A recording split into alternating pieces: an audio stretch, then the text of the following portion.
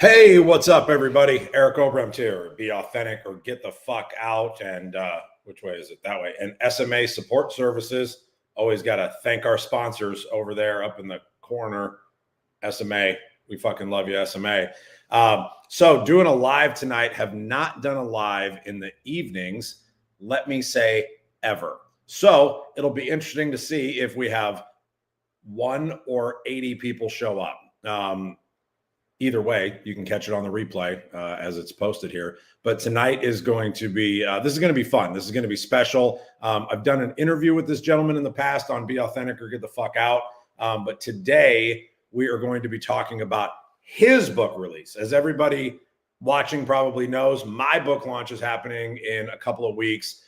But tonight we are going to talk about my friend and my coach, Clay Moffat, in his book that just came out, and we'll be dropping the link to that, called The Trust Trap. So I am going to bring Clay onto the stage, as they say.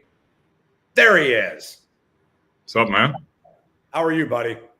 I'm doing well. How are you? I'm fantastic. I just got to Houston, landed, got in the car, had my driver pick me up, came straight here to the office, and then sat down, opened up the computer, and said, let's do a fucking live. So here we are. You're pumped. I see it. I'm pumped. I got to get everybody else fucking excited, right? So yeah, this is gonna be fun. It's also interesting that we both had our books drop in the same month, so that's kind of cool. But I'm really enjoying reading your book. As I told you, like, I do bite-sized chunks every night, read 10, 15, 20, 30 pages every night, just to like be consistent. But I'm really enjoying your book, and your book is very unique, and it's very you. I was trying to explain it to Natalie last night. She was like, what is it about? And I was like, well, it's about and I was like, here's the thing, I don't know if I'm gonna have you fucking read it. And she's like, why not? And I was like, because you take everything so literal, and you're going to read it and you're going to say, well, Clay said, fuck everybody. And I'm like, that's not what Clay said. That's not what Clay said in the book. And so, so I wanted to give you an opportunity to be able to talk to everybody that, happens to follow me, and kind of explain what you did and why you did it now. Because I think that part of the story is pretty interesting too. Well, where do you want to dive into first? Let's dive into why now. That is, that's probably, I'd say, the linchpin of it all. And introduce yourself and tell everybody who the fuck you are and what you do. Well, you did an amazing job. I didn't think I needed it. Yeah, it's always better coming from the other person. So I live in Phuket, Thailand. I've lived here for about, over a decade now. Long time. I've been into mindset and optimizing performance and understanding language and influence for the better part of 16, 17 years. And I started down that road because for my entire professional life, and even in my academic life with school and stuff like that, I always managed to get fucked over, right? And I get passed over for opportunities. I get passed over for a promotion. I get passed over for this. There's just so many things that were coming into it. And I got fed up with it one day. And so I decided that there has to be some kind of trick, some kind of phenomenon that I could learn that would make people do what I want them to do. That was literally my drive for going down this in the first place. And I realized, I would say fairly quickly, but it wasn't that quick. It took me about 18 months to 2 years to realize that I can be the best person, learn all the language and get the pronunciation exactly right. And if you're still a piece of shit, it's not going to make a shit of difference. And I was still a piece of shit, so it didn't work. And so then, like, this whole language pattern and learning influence kind of then shifted. Well, it didn't shift, but my understanding of what needed to happen shifted. And so it became less about me trying to make people do things and more about me being the person that people wanted to do things for. And then the language becomes like a cherry on top kind of thing, so to speak. And so that's kind of been the process. That led me down paths of psychology and neuroscience and hypnosis and social engineering and pretty much everything that I could do to get ahead. And that then flipped back on itself, and it became everything that I could do to help others get ahead. Because what I realized, which was a really pivotal point, was there's a motivational speaker many moons ago, Zig Ziglar. A lot of people know who he is. Some people don't. Anyway, he always talks about how you can have this amazing connection and how the fastest way to get what you want is to help others get what they want. And so initially that was just my thing. Like, okay, like I'm going to work with this person and then they're going to get me what I want. And then it kind of became this thing of like, well, if I actually genuinely give a shit about helping this person get what they want, even if they don't get exactly what they want, they'll see how much I actually care about them. And then that will, as a byproduct, create like a rapport, and that will create a connection. And then it will just start moving forward and moving through. And then we'll have this thing together. And yeah, it became this whole process, man, where everything just kind of aligned. Like if you'd gone back 15 years ago and said, hey, man, you're going to be a coach. I'm like, you fucking idiot. No, I'm not. And here we are, like 15 years later. And I'm still a bit of a piece of shit. I have my moments from time to time. They are significantly less than they ever were before. Like I'd say I've removed about 95% of them, but I still have my moments. And for the most part, the thing about why now and how this all came about was that it's been around 15 years. I've been into this self-development kind of growth thing. And then to cut a long story short and get to the point, around about 15 years ago, I lost the vision in my left eye. So I'm blind in my left eye, which is a whole lot of fun. And then around about 4.5 months ago, give or take, I started losing the vision in my right eye. And I spent a few $1,000s, several $1,000s, and went and saw multiple ophthalmologists and optometrists trying to figure out what was wrong. And then around about 6 weeks ago, they told me that the problem was that my lens is getting cloudy and I have a cataract. And if anyone knows anything, a cataract is a very simple procedure. But what you won't know is that 15 years ago, a cataract operation was the thing that caused me to lose my vision in my left eye. So I was a little apprehensive. Yeah, just a little. And so I booked the surgery. I went and saw 5 different surgeons, and the 5th surgeon that I saw was the only one that treated me like a human being and didn't just treat me like this number, and started asking me questions and started asking me my concerns. And so I had a gut feeling. I'm like, this is the guy I need to do the operation with. So I booked in the operation, and then I flew down from Bangkok, and I had a couple of days, and I was just sitting around like doing my usual work. And then it kind of bitch slapped me into next week. And I was like, I've always wanted to write a book, but I never got around to it. And if I want to write it, like me, not pay some fucking ghostwriter. Right. And I want to have an input on the cover and I want to see this thing, I've got 3 weeks to write this fucking thing and publish it. Mm-hmm. And so that's what I did. I said, I pulled apart our conversation that we had on Be Authentic and Get the Fuck Out. I pulled apart other podcasts that I was on where I spoke about this very topic. I pulled apart courses that I've spoken about, these lectures. I pulled apart notes from trainings that I did. So I had around, it was close to around 300, 400,000 words. And I just started like ripping it apart and then putting it into a flow and then building the book because I didn't want it to be an opinion piece.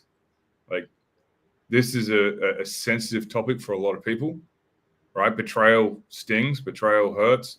People think that trust is this character trait and fucking wrong. It's not. And people like to think that there's untrustworthy people and trustworthy people. And my argument is that everyone can be trustworthy in a given context, and everyone can be distrusted in a given context. We went back and forth on this a lot. Yep. Yeah. Yes, we did, sir. Yes. We went back and forth on this a lot, and you got me to come around. You got me to come around, but the concept that you start the book with is very, very powerful. And I know, and when you sent it to me, though, it was interesting when I first bought it, and you messaged me, and you're like, "Hey, let me know, if it pisses you off, or if it, does this or it does that." And so I was getting ready for something, right? I was setting these expectations and whatever. And it was interesting but for me, it was different because like, I know you so well. Right. And so like, I could hear your voice when I was reading it. And we had talked about a lot of this stuff previously. And so if I would have read it before we had all of these conversations, I probably would have got a little pissed off at first before I came around, right? It was a lot easier for me to absorb just because of these previous conversations. But not to interrupt, but go into kind of the concept of what you're trying to teach, because you did ask me a question real quick and I meant to message you about it.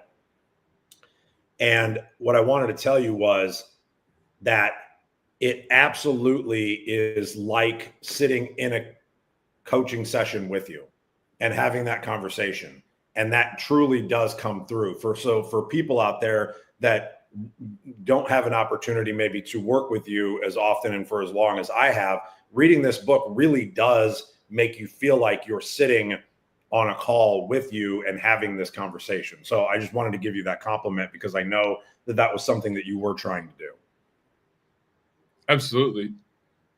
So the reason for writing a book, like the why now, was because if the operation went bad, which thankfully it didn't, right? That's why we're having this conversation. I can see you. Right.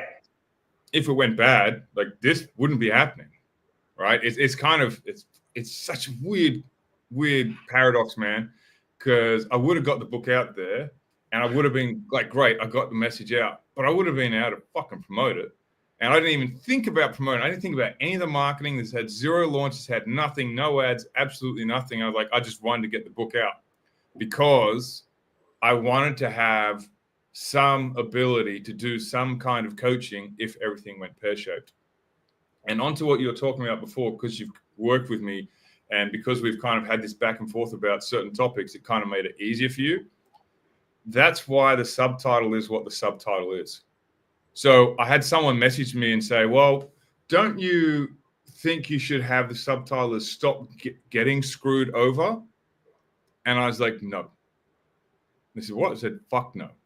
Because if I have the subtitle as Stop Getting Screwed Over versus Stop Screwing Yourself Over, one, whether it's subconscious or not, if someone buys into that idea, it sets the pre-frame that you have a part in it. Versus Stop Getting Screwed Over, you're a complete fucking victim. You've got nothing to do with it. It's always someone else. So what I know is that when people go and buy it and they've read that subtitle and it like clicks with them, they know that they're contributing to the problem, which means I know that psychologically, even if it's subconscious, they're already open to the idea, which means they'll get massive value from the book. Versus Stop Getting Screwed Over, man, these people are just going to melt and they will have like toxic overload. This guy's full of toxic negativity and blah, blah, blah. And that'll be all kinds of crap. So yeah, there was a big thing there. But with regards to the book and the coaching element of it, I put a lot of effort into writing how I speak, which was challenging, but not so challenging because I pulled it off recordings. And so then I just kind of try to keep it as conversational as possible. And then because it is such a sensitive topic, I was like, this really needs, in my personal opinion, because the people that know me and the people that have worked with me in my circle, which is extremely fucking small, right? And that was kind of by design. I had someone else ask me that the other day. They said to me, look, no one knows who you are. I'm like, you're right. And they said, well, like, how you can get this book out there? I said, well, that's my challenge. That's not yours. But I never, and I still to this day don't want to be like a household name. Like, I don't give a shit if anyone knows my name.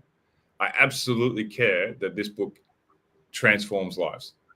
And someone said to me, okay, so like, what's a number that you'd be happy with? I said, 1 million copies. He said, fucking what? I said, 1 million copies. Like, that's a lot. I'm like, I don't care. If I can get this into the hands of 1 million people, like, I will have made some change on this planet that's significant. And that is fucking huge for me. Like, there are a lot of people's lives that could benefit from this. I'm like, that's 1 million people, man. I said, it's probably more than 1 million people, because some people buy books and they don't read them. Right. So there might be that. But yeah, that's kind of like the goal with this whole process, and to get it out there and get the message across. But to circle back to what you're talking about with Natalie, right, and taking things literally, she's right. Like, on the overall scheme of things, it's like, don't trust a fucking single soul, fuck everyone. But it's not. The subtlety lies in that I don't want to give away the end of the book. Yeah, don't, because I haven't got there yet. So the subtlety lies in that everything is context dependent. And that as you approach certain situations, certain people will respond in an appropriate way. And the way our brain works is very particular in that it is very energy conscious. If it has to expend energy, it wants to know for a reason why it's got to do it. So by default, what we do is we categorize people. And when we put these people into the category, our brain starts to turn the fuck off. And it's like, I can check out now. Like, this person is safe. This person can't be trusted. This person is this. And I go into this in the book about the halo effect, which is why you see people like George Clooney standing up and giving political opinions, and Leonardo DiCaprio talking about how we need to save the environment after he's flying around the fucking world in his private jet, and like all these kind of things. But because people get put in this bracket, oh, he's good at that, she's good at this, so that means they must also be this kind of thing. It starts putting people in this bracket, and then that starts setting you up to start trusting them in ways where they don't have any authority, they don't have any competence, they don't have any business being there. But due to the brain's, let's call it efficiency, or need for efficiency, or need to conserve energy, it makes all these mistakes along the way.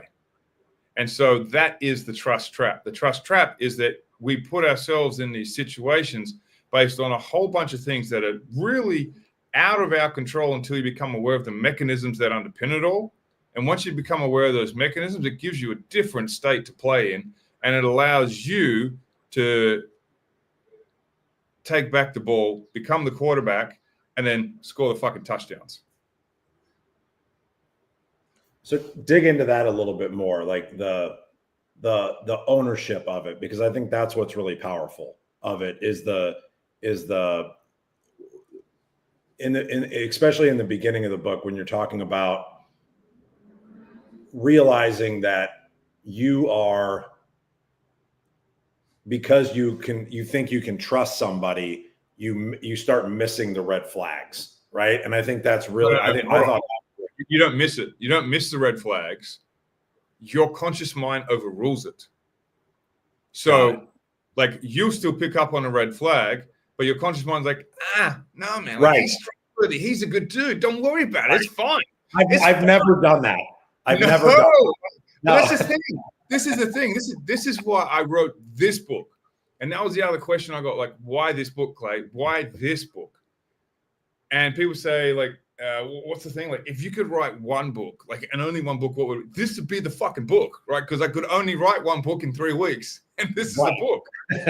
And I don't know a single person that I've coached, and I've coached thousands, literally thousands of people. In group settings, if we rack it out to that, it's over 20, 30,000 people that I've coached. In one-to-one, it's a couple of thousand.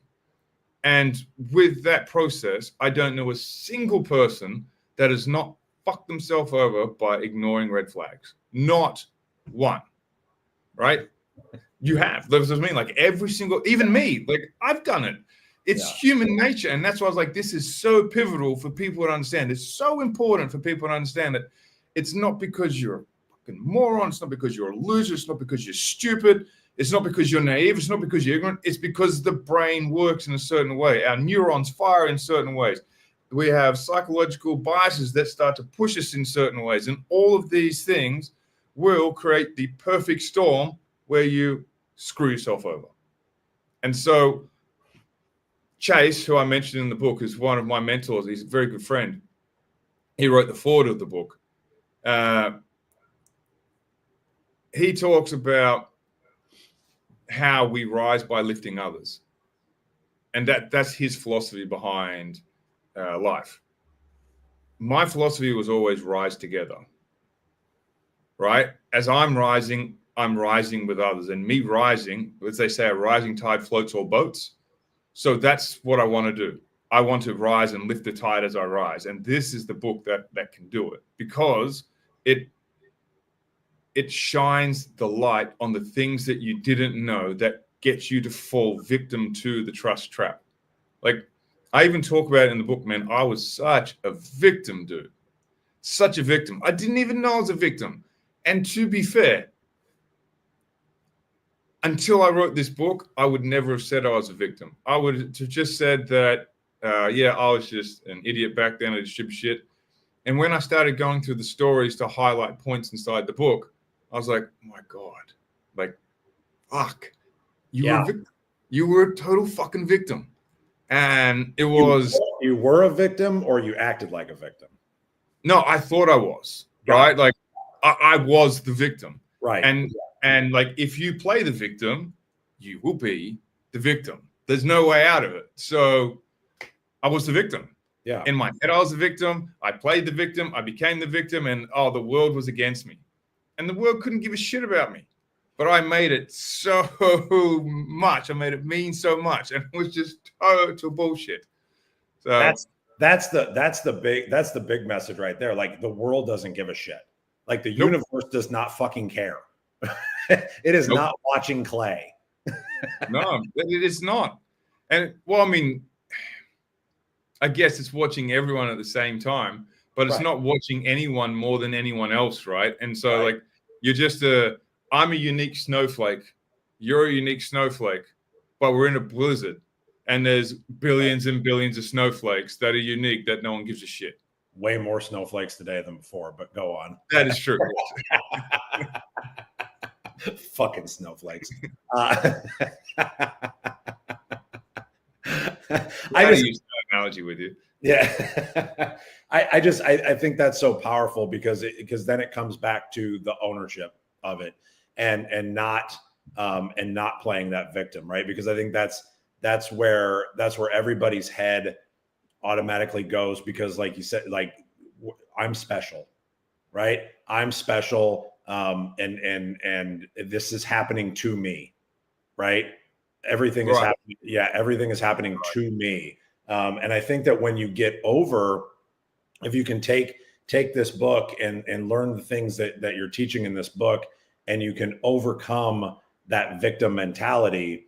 And then also, so here, this is something that I think would be good to talk about a little bit, is what people can do or what you address in the book after maybe you've been impacted because they've got the same story that you had in the beginning of I got fucked.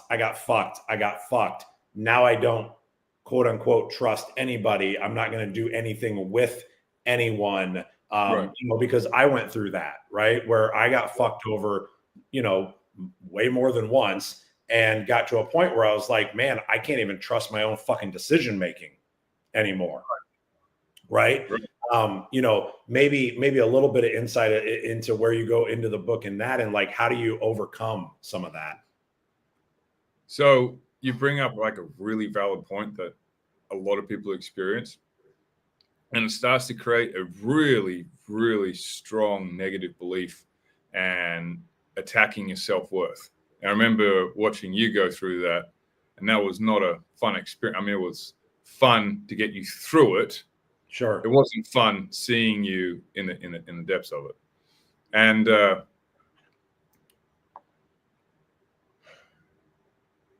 when people go into that phase, when they start going to a depth where they start questioning whether they can even make good decisions, there's some things that need to be taken into full view. Because what happens is typically people will start to focus on the problem. And then if you imagine that you're looking at life and you're driving a car, for an example, and so you're driving down the freeway, and as you look out the front windscreen of your car, the only thing that you can see is the problem. So it's like you're tailgating a semi-trailer, right?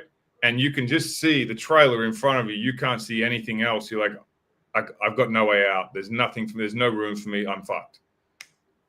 And so the thing I typically tell people to do is that they need to take a step back, or kind of, funnily enough, exactly what I've had to do, which is slow down, right? So as you know, the surgery went well. I'm like, okay, the surgery's good. Well, let's fucking go. Let's go. And I'll get straight back into it again. And so for 5 days, my vision was amazing, which is why I keep not looking at the screen, by the way. And then the second week after the surgery, I was like, oh, I could read that last week. I can't read that this week. What's going on? And so I was actually causing like some loss in my vision after just paying a ton of money and doing this whole thing to get this surgery done. And so I sent emails to my doctor because I'm not supposed to go in for a checkup for a while. I'm like, this is what's happening. He's like, okay. Do you remember how I told you how to slow down? I'm like, yeah, like I'm not working as much. He's like, okay, just slow down even more. I'm like, no. Tell me exactly like the limits of what I can and can't do. I need specifics, because my version of slowing down and yours obviously aren't the same. And so I would sit here and I'd work for 12 hours a day, no problem. Sometimes 14. When I wrote the book, I was writing the book for about 14 hours a day. And then in that, I spent a couple hours doing some stuff with the kids and spending time with the missus. And now I was spending about 12 hours. I'm like, okay. It's like, no more than 5 hours a day in front of a computer. I'm like, oh, okay. That's like really slowing down. Got it. Yeah, right. That's stopping for me. That feels like stopping. Yeah. I was like, okay. And so I said, what about my calls? Because sometimes I've got calls that go for 2 hours. He's like, okay, then you need to tell people in the calls that you're going to stop for 30 minutes. Every 30 minutes, and you're just going to look away, and then you're going to come back. I'm like, okay. He goes, well, otherwise, just let them know beforehand, and you can do these kind of things. And so it became this method about slowing down. And so when people find themselves in this process, it's a tough thing, because they start moving down when they have this thing where they get screwed over, right? And that's the first thing. You're not getting screwed over. You miss the signs or you ignored the signs. It's one of those two. It's very rare, unless, caveat, massive caveat, we're talking about a child, and the child has been led astray by some perverted individual, whatever the case may be. That's a bit different, right? So I'm not going to say throw them in the same thing. Though as adults, and to be fair, even as kids, most kids are pretty attuned to something not being right, but they just go with it anyway. They kind of overrule it. They don't know any better, but they do notice. Like if you ask most kids that have been down that path, like, yeah, I kind of knew it was wrong, but like I just went and did it anyway because I wanted to get accepted, or I wanted this, or I wanted that. So it's not to play blame. This is the biggest thing that people start getting pissed off at. It's like, oh, so now it's my fault? I'm like, no, it's not your fault. Right. Fault implies blame. This is not a blame game. This is about taking ownership that you did that you contributed to it. I believe you talk about something that you got taught in AA, and it's cleaning your side of the street. That no matter like how much shit the other person has, if you've even got 1%, you need to clean your 1% up. Yep. And while I don't agree with a lot of things they do, I think AA teaches a lot of really, really good things, like a lot of really good things. I think it helps. Obviously, it helps a lot of people. Yeah. And so this is kind of similar to that, is that in every situation, if you can see how you contributed to the outcome, and you can pay attention to that, then you can start to pay attention to how you can walk it back. And when you start to walk it back, you start to step into your power. Because if it's only somebody else's fault, you have absolutely nothing. Nothing. You've got nothing. You've got no leg to stand on. You've got no pivot. You've got no impact. You can't bring anything to the table. And so the idea is to try and find, no matter how little or how much it is, your area of responsibility. And so we're clear, it's different for a lot of people. What I recommend and what I usually tell people is to try and find as much responsibility as you can. Because the more you can own, the more room you've got to pivot and to shake and to change direction. The more you can move, the more leverage you have to regain a situation that's favorable for you. Now, some people need to do that in steps because to try and retake the whole thing will be too overwhelming. And others who are a bit more suicidal, like myself, just go, let's just take the whole thing and then run with it and let's see what happens, you know? But the first thing is really taking the step back. The second part is taking the ownership of what it is. And the third thing, which I cover very extensively in the book, is recognizing that you did it on purpose, but you weren't conscious of why you're doing it on purpose, which is a huge difference. Like you weren't consciously trying to screw yourself over. You weren't consciously trying to do this thing. However, your brain was doing what it thought was the right thing to do. And it was doing that for its conditioning, through its mechanisms that have been put in place. And so it's been going through this process to get you there. And you didn't consciously go, you know what? Let me create a situation where I'm really going to fuck myself over. I mean, I think that's what I need to do today. And then a lot of people will get to this point where like really bad shit happens. They're like, you know what? Why me? Why did I fucking do this? Why now? And then what happens? They get all these reasons as to why they're a moron, why they fucked up, why they're stupid, why this, but it doesn't help. And so asking why you're doing something is not really going to help. It's going to cement and give you all the reasons as to why you put yourself in a shit situation. Fundamentally, understanding why the brain does it is very different to asking, why did I do it? Why did I do it starts talking about a personality and an identity. Why did the brain do it? Talks about something that's objective. It talks about electrical impulses. It talks about how the brain is wired. It talks about neurotransmitters pumping different responses so that signals fire so that you move in a direction. And a lot of times that direction is in line with our evolution, which is survival. And a lot of the times, as much as you won't like this next part, that's got to do with fitting in. Because being a sheep, as opposed to a lion, good sir, is part of our survival mechanism, right? I would argue that it's only been in the last 50 years, and this is a big call, that it's really, really been okay to stand out from the crowd. Because now, look, I'd even go further to say even in the last 10 or 20. Yeah. Right, since the turn of the century. Like, and then even still, like it's touch and go for a lot of people. I've got a poster in my office that says "fuck fitting in, stand out." I don't know if you knew that or not. Yeah.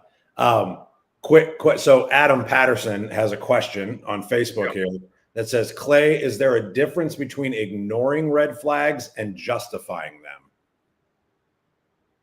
That's a good question. Adam asks great questions. So there is absolutely a difference between ignoring and justifying them. So ignoring, the best one I can use, because pretty much every guy can relate to this, is you're in a bar. There is this absolutely stunning woman sitting at the bar, and you go up there and you're like, I'm not sure about this. You're like, you know what? I bet you should be great about it. I'm just going to go for it anyway.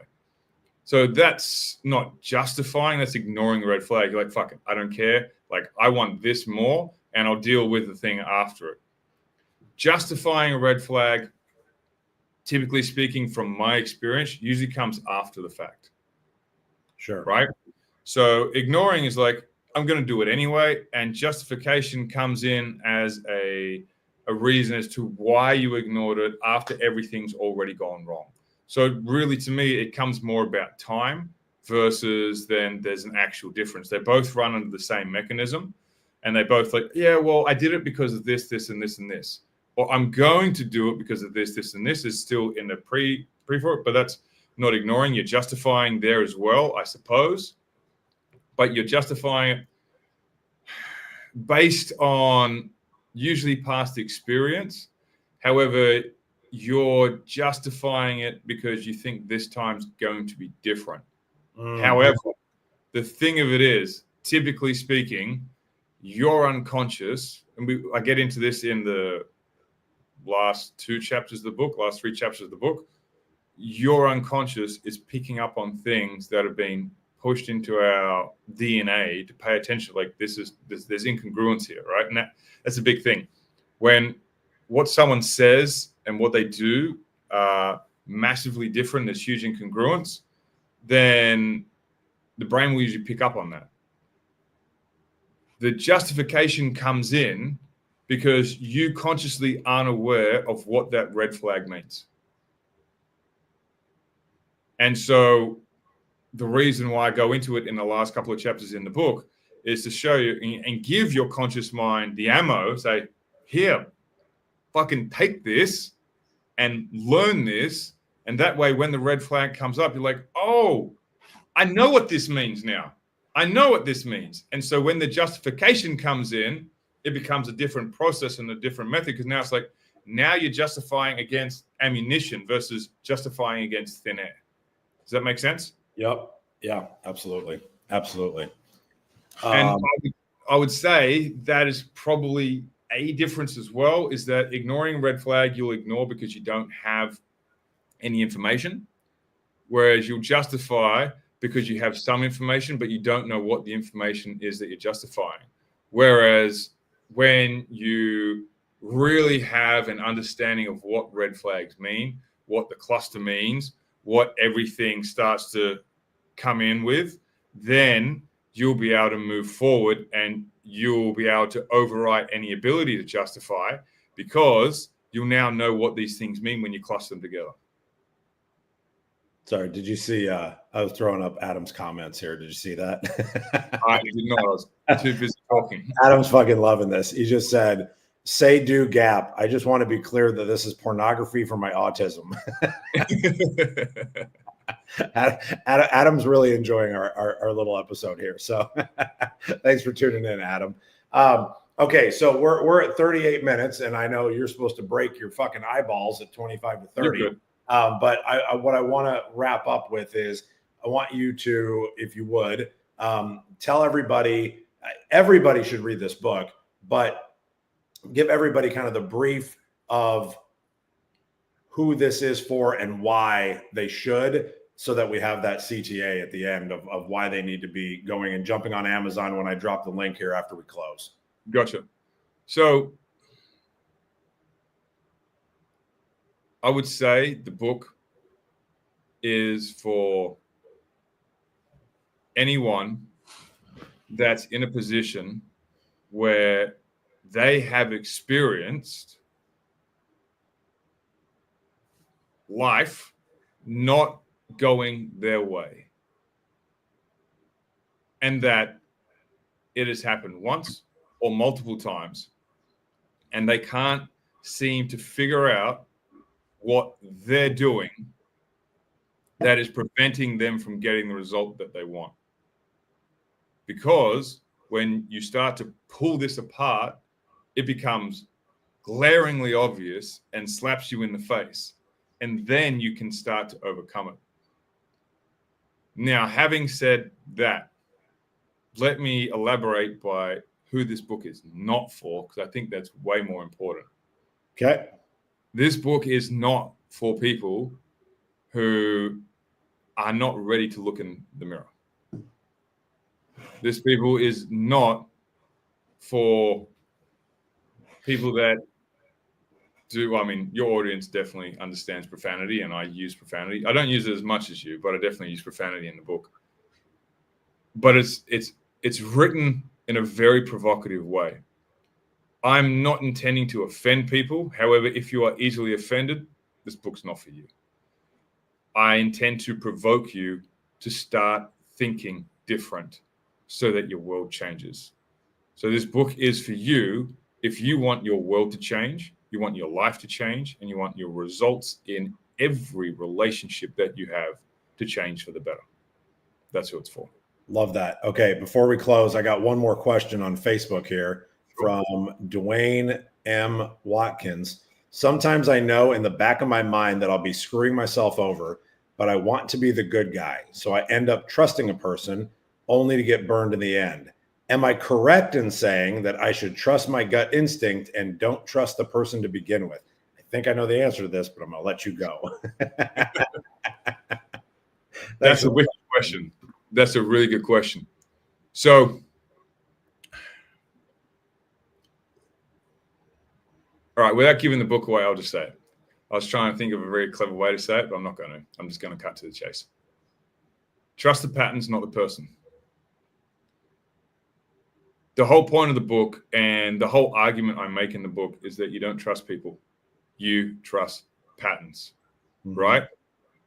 You trust the way people are showing up.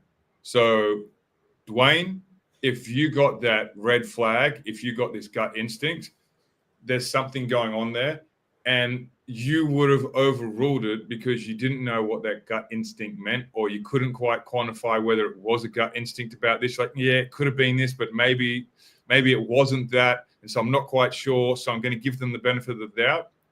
The only reason anyone gives people the benefit of the doubt is because you don't know what your signals mean. You don't know what your internal signal mean.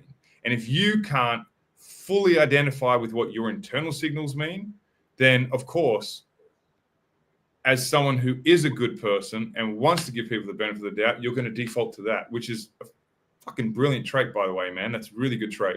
And I don't think you should lose it. What I think would be mostly beneficial for you is to train yourself, and it takes a bit of work, but you can definitely do it. You can train yourself into figuring out what's going on. And by being present and paying attention to what's going on, the signals that you're getting back from the person, you can then still trust the person to be themselves, as opposed to being your version of who you think they should be. And then you'll get the results that you're expecting. You won't sell yourself short, and you won't put yourself in the position that you have just recently put yourself in. Love that. All right. Well, we're going to wrap this up. I have not been able to comment for some reason in the comments over here. It always comes through as my YouTube deal. So everybody's not seeing my comments in Facebook. So after this live closes, I'm going to drop the link to Clay's book, The Trust Trap. What's the subtitle again? Stop screwing yourself over and rewrite the rules of the game. There you go. So The Trust Trap, Clay Moffat. Clay, I appreciate you. Appreciate you being here. I mean, how long have we been working together now? 4 years? 4 or 5 years, yeah. Man, that's a long fucking time. What's the longest you've worked with somebody consistently? Cool. All right. I should get a fucking trophy. That's fantastic. There was another client, but they left because they went and took a sabbatical and disappeared around the world for 6 months. They came back, but you're the longest continuing. I'll take that. All right. I appreciate the shit out of you. Everybody, thank you for tuning in. Thank you to sponsors, the SMA Support Services. Be authentic or get the fuck out. Check out Clay's book. It's out now, so you can buy his now. You have to wait 2 weeks to buy mine, so we'll fucking promote the shit out of mine after this, but we're going to promote the fuck out of Clay's right now. So get Clay's, read it, then get mine and read mine after that. So go get The Trust Trap. Dwayne said, thanks, good answer, and I'll take heat on it. Well, go buy the fucking book too, Dwayne. So I'm going to drop the link here and go buy the fucking book, and then you can learn even more, right? All right. Hey, thanks, buddy. I'm in Texas, so I got nothing to fucking do and nobody to put to bed. So I'll see you in about an hour and a half. Anyway, again. Cheers, bud. Appreciate you, brother. Thanks, everybody.